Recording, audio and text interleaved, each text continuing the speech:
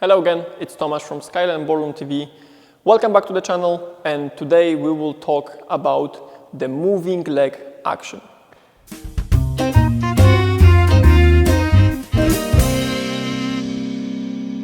Let's start with the definition of the moving leg. It's the leg that has very little or no weight on it and is free to move in any given direction. A very clear example is when we have a kick. Right? So that's my right foot now is the moving foot. It has no weight on it and it's free to do whatever I want. Now, usually in ballroom dancing, there's not as many kicks and our moving foot is actually on the floor coordinating with the rest of our bodies. In general, we will try to divide your moving leg action into two categories. One, when we're on straight knees or almost straight knees or on the toes, that's one. And two, when we are low on our knees, just after the lowering and before the driving steps. Let's start with the first group, which is when we are on almost straight knees and on the toes. In that moment, your moving leg will swing away from your hip. And it's very important to notice that your hip will be a fixed point that cannot be moved or changed during any of the actions of the moving leg. Right? In a simple situation, when I'm sideways to you, my right hip is a fixed point and I'm swinging my right leg forward and backward. Notice that I'm not trying to bend in my knee, I'm not trying to do something funny with the foot. I'm literally just swinging the whole leg forward and backward in as relaxed way as possible. There is a limit to how much I can swing that leg, because if I swing it too much, I will pick it up from the floor. And in general, in ballroom dancing, in most of the steps, we only swing it as much as my foot is still sliding on the floor. Whether I do it forward, backward, or sideways. Of course, the same thing happens when I'm on my toes. I can swing my leg forward, backward, or sideways, and I can only do it as much as my foot is still touching the floor at all times. Please remember that today we are talking about your moving foot in isolation from everything else. Normally on top, we will move the standing leg, move the body, and move your moving leg.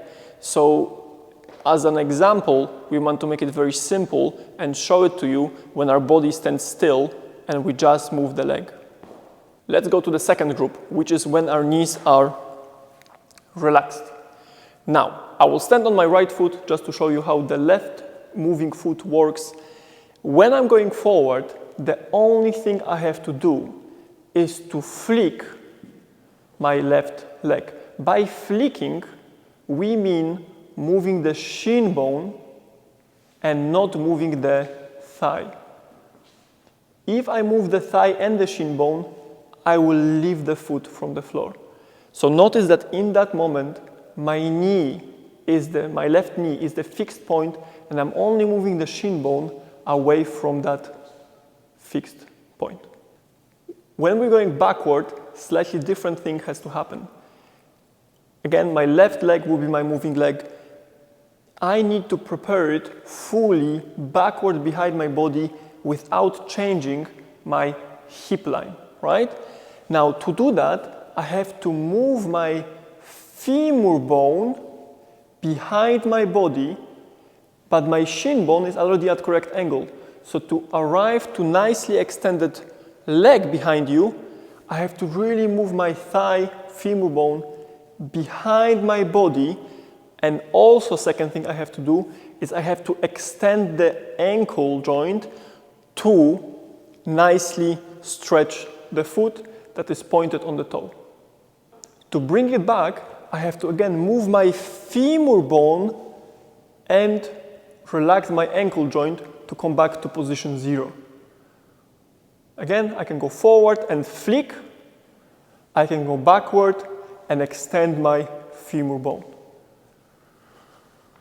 Sideways action is the simplest one, and all we have to do from a relaxed leg position is to prepare the moving leg fully to the side before we move our weight onto it. When we collect it back, we have to literally just move it back to position 0. Now I will show it sideways just to show you better how it looks like. Notice that my knee is bent, my left knee is bent now. It will extend to the side and almost straighten the knee, and I will bring it back again to the bent knee position. Just to sum up, when we put it into the context of an actual step in ballroom dancing, remember we will do it during the step, not before the step, not after we take the step, during the step. So when we take the example of step forward, I will be moving my body forward and flicking my foot. Very often we see that people first flick and then move, which creates very short steps and is actually not that coordinated. So what we should be doing is we should be moving the whole line forward, and during that, flick the foot. Okay? Going backward will be the same. We have to move backward and extend the foot. Okay? Of course, sideways will be the same, so I have to move to the side and extend the foot.